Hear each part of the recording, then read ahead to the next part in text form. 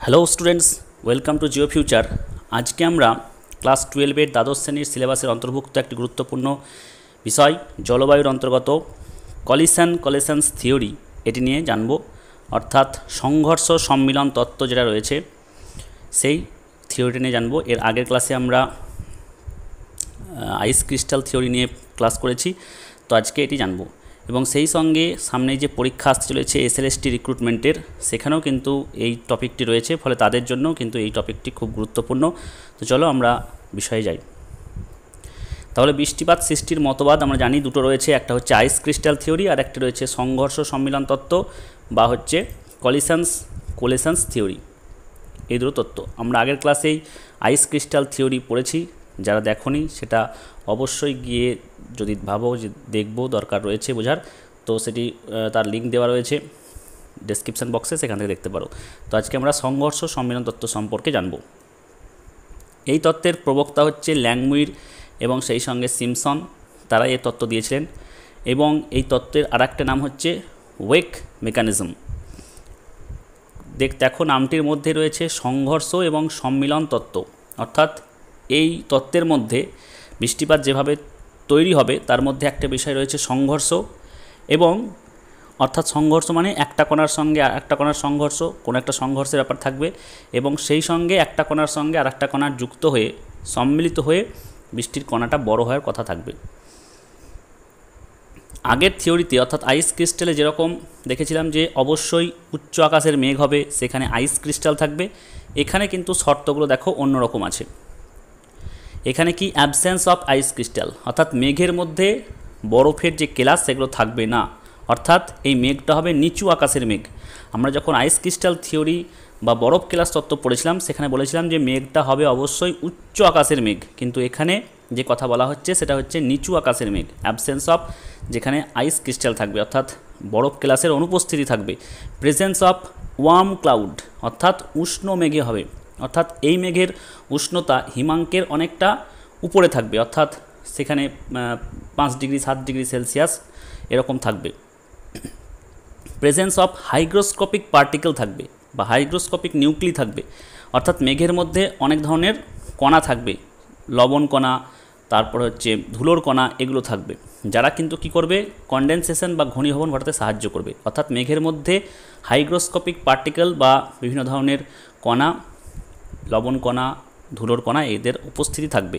Presence of turbulence, এই তত্ত্বের অনুযায়ী বৃষ্টিপাত হওয়ার জন্য একটা টার্বুলেন্স বা ঝড়ঝঞ্ঝার কিন্তু উপস্থিতি থাকবে। তো এই শর্তগুলোর উপর নির্ভর করে তারা তত্ত্ব দিয়েছিলেন। চলো আমরা তত্ত্বে যাই।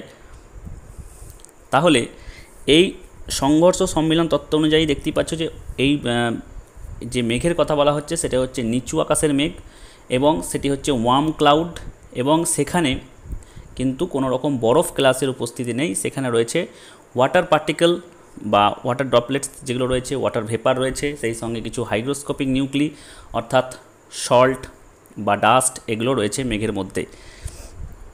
তাহলে প্রথমেই যেটা হবে, আমরা যদি একটু ছবি আঁকি তাহলে দেখতেই পাচ্ছ এরকমভাবে এই যদি মেঘ হয় তাহলে এই মেঘের মধ্যে কিছু কি থাকবে, ওয়াটার ভেপার থাকবে, কিছু ওয়াটার ভেপার রয়েছে, আর সেই সঙ্গে থাকবে কিছু ডাস্ট পার্টিকেলস, সল্ট পার্টিকেলস, এগুলো থাকবে।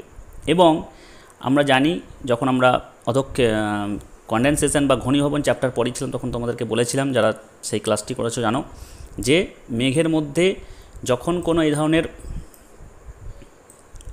ঘনীভবন কেন্দ্রিন থাকে, এদেরকে বলা হয় ঘনীভবন কেন্দ্রিন বাংলায়, এবং ইংরেজিতে বলা হয় হাইগ্রোস্কোপিক নিউক্লি থাকে, তাহলে সেই বিষয়বস্তুগুলোকে কেন্দ্র করে কিন্তু যে ওয়াটার ভেপারগুলো চারপাশে রয়েছে তারা কিন্তু কি হয়, তারা ঘনীভূত হতে শুরু করে। অর্থাৎ বায়ুমণ্ডলের মধ্যে বা মেঘের মধ্যে যদি এই ধরনের ঘনীভবন কেন্দ্রিন বা হাইগ্রোস্কোপিক নিউক্লি, কোনগুলো সল্ট, ডাস্ট, এগুলো যে কথা বলছি, সেগুলো যদি থাকে তাহলে সেগুলোকে কেন্দ্র করে কি হয়, আশপাশের যে জলীয়বাষ্পগুলো আছে তারা ঘনীভূত হতে পারে সেগুলোকে কেন্দ্র করে।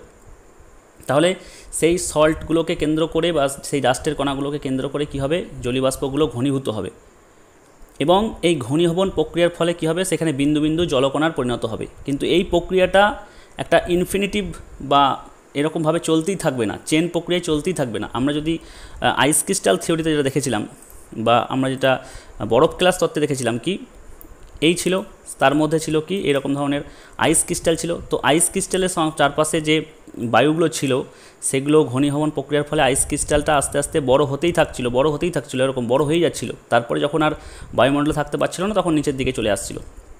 কিন্তু এখানে এই ঘনীভবন কেন্দ্রীনগুলোকে কেন্দ্র করে যে ঘনীভবন প্রক্রিয়াটা ঘটছে এবং জলবিন্দুগুলো বড় হচ্ছে, জলবিন্দুতে পরিণত হচ্ছে, তারা কিন্তু জলবিন্দুতে পরিণত হওয়ার পর তারা একটা সার্টেন লেভেল পর্যন্ত যাওয়ার পর তারা কিন্তু থেমে যাবে। অর্থাৎ জলবিন্দুগুলো কিন্তু বড় হতে হতে হতে হতে যে চেন প্রক্রিয়ায় বড় হয়েই যাবে এরকম কিন্তু হবে না এই আইস ক্রিস্টালের মতন। অর্থাৎ তারা একটা সার্টেন পর্যন্ত তারা জলবিন্দুতে বড় হবে, তারপরে কিন্তু তাদের সেই প্রক্রিয়াটা থেমে যাবে। অর্থাৎ বৃষ্টিপাত তখনও কিন্তু হচ্ছে না, যেহেতু জলবিন্দুগুলো খুব বড় হচ্ছে না। তাহলে তারপরে কি দরকার হবে? তারপরে যেটা দেখলাম শর্তের মধ্যে ছিল যে সেখানে একটা টার্বুলেন্স দরকার হবে, অর্থাৎ একটা ঝাঁকুনি দরকার হবে। অর্থাৎ যখন বজ্র ঝড় ঝঞ্ঝা হয় তখন কি হয়, সেই টার্বুলেন্সটার সৃষ্টি হয়। ফলে কি হবে, তখন সেই টার্বুলেন্সের জন্য একটা কণার সঙ্গে আর একটা কণা তখন জুড়ে যাবে।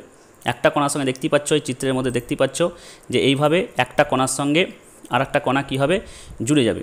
এবং আস্তে আস্তে সেই কণাটা যেটা বড় একটা জলবিন্দু সেটা কিন্তু আস্তে আস্তে এইভাবে বড় হতে থাকবে। এক সময় সে আর বায়ুমণ্ডল থাকতে পারবে না, সে বায়ুমণ্ডল থেকে নিচের দিকে পড়বে।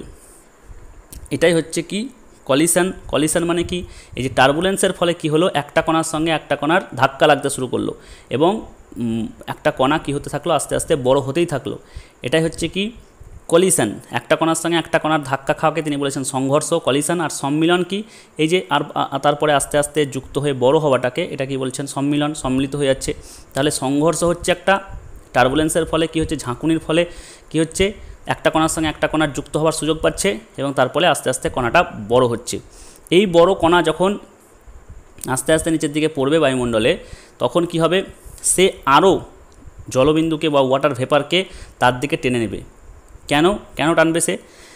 কারণ হচ্ছে যখন সেই জলবিন্দুটা নিচের দিকে পড়ছে এবং খুব একটা বড় জলকণায় পরিণত হয়েছে, তখন তার স্পিড খুব বেশি হবে। সেই স্পিড বেশি থাকার জন্য তার চারপাশে যে বায়ুর চাপ সেটা কমে যাবে এবং বায়ুর চাপ কমে যাওয়ার জন্য তার চারপাশে যে ওয়াটার ভেপার বা ছোটো ছোটো জলবিন্দুগুলো আছে তাদেরকে সে টেনে নেবে ম্যাগনেটের মতন করে। তাহলে এটা কীভাবে বুঝতে পারবো? একটা কারণে, যখন দেখবে ট্রেন বা মালগাড়ি যখন থ্রুপাস করে একটা স্টেশনের উপর দিয়ে, তখন খুব স্পিডে যায়, তখন দেখবো অনেকে কি হয়, বাচ্চা ছেলে যদি সেই ট্রেনের দিকে যায় তো মায়েরা বা বড়রা কী করে, সেখান থেকে সরিয়ে দেয়, যে কী করবে, সেই ট্রেনটা তার নিজের দিকে টেনে নেবে বলে। কেন সেই ট্রেনটা নিজের দিকে টেনে নেয় বা খুব দ্রুত গতিতে বেরিয়ে যাওয়া একটা থ্রুপাস ট্রেন কেন কোনো একটা যাত্রীকে প্ল্যাটফর্মের খুব কাছে চলে গেলে, সেই ট্রেনটার খুব কাছে চলে গেলে টেনে নেয়? তো এই জন্যই টেনে নেয়, যেহেতু যখন কোনো একটা স্পিডের মধ্যে দিয়ে যখন একটা বস্তু চলে যাচ্ছে, তখন তার চারপাশে কী লক্ষ্য করা যায়, তখন তার চারপাশে একটা লো প্রেসার জোন ক্রিয়েট হয়, অল্প বা কম চাপযুক্ত অঞ্চল সৃষ্টি হয়। আর কম চাপের দিকেই আমরা জানি সব কিছু ছুটে যায়, যেরকমভাবে নিম্নচাপের দিকে বায়ু ছুটে যায়, সেরকমভাবেই সেই জলবিন্দুটার পাশেও কি হচ্ছে, একটা লো প্রেসার সেই স্পিডে নিচের দিকে নেমে আসছে বলে কি হয়, তার সেই গতির জন্য তার চারপাশে একটা লো প্রেসার ক্রিয়েট হয়। সেই লো প্রেসারের জন্য সেখানে আবার কি হয়, ছোটো ছোটো জলবিন্দু ওয়াটার ভেপার যারা আছে, জলীয়বাষ্প যারা আছে, তারা সেই জলবিন্দুর দিকে ছুটে যায় এবং আস্তে আস্তে আস্তে আস্তে সেই জলবিন্দুটা বড় কণায় পরিণত হয়, এইভাবে গিয়ে সে নিচের দিকে পতিত হয়। এক্ষেত্রে দেখতেই পাচ্ছ যে সল্ট বা ডাস্ট পার্টিকেলগুলোর কথা বললাম, তারা হচ্ছে এখানে ম্যাগনেটের মতন কাজ করে। যেরকমভাবে ম্যাগনেট কী করে, লোহাকে নিজের দিকে টেনে নেয়, এক্ষেত্রেও সেই সল্ট পার্টিকেল বা ডাস্ট পার্টিকেলটা কী হয়, ওয়াটার ভেপারকে তার নিজের দিকে টানতে পারে ম্যাগনেটের মতন করে এবং সেখানে ঘনীভবন প্রক্রিয়াটা সম্পূর্ণ করে। এইভাবেই কিন্তু এই প্রক্রিয়াটা সম্পূর্ণ হচ্ছে। তাহলে দেখতেই পাচ্ছ যে এই ক্ষেত্রে কিন্তু যে ঘনীভবন প্রক্রিয়াটা হলো, যে জলবিন্দু পরিণত হলো, এটা কিন্তু হয়েই কিন্তু বৃষ্টিপাত হবে না। তার জন্য কিন্তু দরকার কি, টার্বুলেন্স, সংঘর্ষ দরকার। এই সংঘর্ষ প্রক্রিয়াটা হওয়ার জন্য কিন্তু টার্বুলেন্স দরকার, ঝড় ঝঞ্ঝা দরকার। তার জন্যই যেদিন দেখবে যে ঝড় ঝঞ্ঝা হচ্ছে, তারপরে যে বৃষ্টিপাতগুলো হচ্ছে, তখন দেখবো মোটা মোটা বৃষ্টির ফোঁটাগুলো কী হয়, মোটা মোটা ফোঁটা হয়, অর্থাৎ বৃষ্টির যে কণাগুলো সেগুলো খুব বড় বড় হয়। কেন?